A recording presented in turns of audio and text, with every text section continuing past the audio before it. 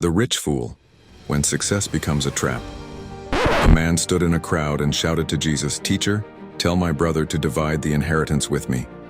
But Jesus didn't settle the dispute. Instead, he turned to the people and said, "Take care. Be on guard against all greed, for one's life does not consist in the abundance of possessions." And then, he told them a story. There once was a man who had everything the world admired. His land was fertile, his business was booming. His harvest was bigger than anything he had ever seen. His wealth didn't come from stealing or cheating. He worked hard, he made smart decisions.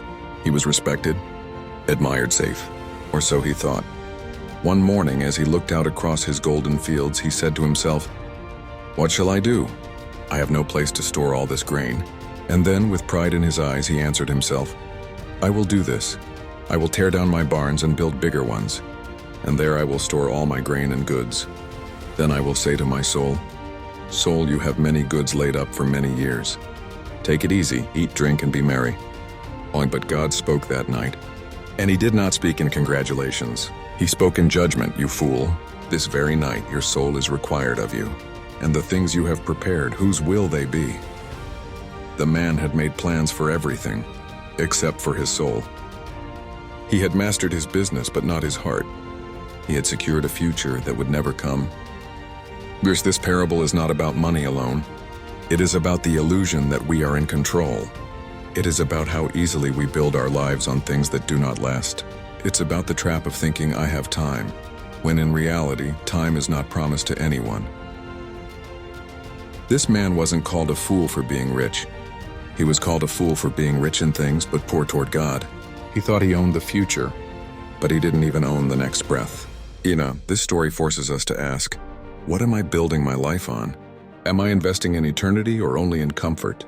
Do I plan more for retirement than for my soul? Everything we own, our homes, careers, savings, achievements, all of it can be taken in an instant. But what we give to God, what we build with character, love, truth, and faith, that is what lasts beyond this life. The world teaches us to grow our barns. Jesus teaches us to grow our hearts. The world says, store more. Jesus says, surrender more.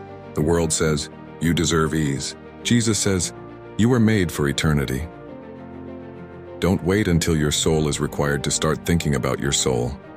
Don't build a tower of grain and call it peace, when what your heart truly needs is purpose. What if you're caught in the race to earn, to win, to collect? Pause. Ask yourself, what will matter when time runs out? When the final moment comes, will you be found rich or ready? If this story opened your eyes or stirred your heart, like this message, share it with someone chasing the wrong treasure. Subscribe for more biblical stories that speak truth with clarity, power, and peace.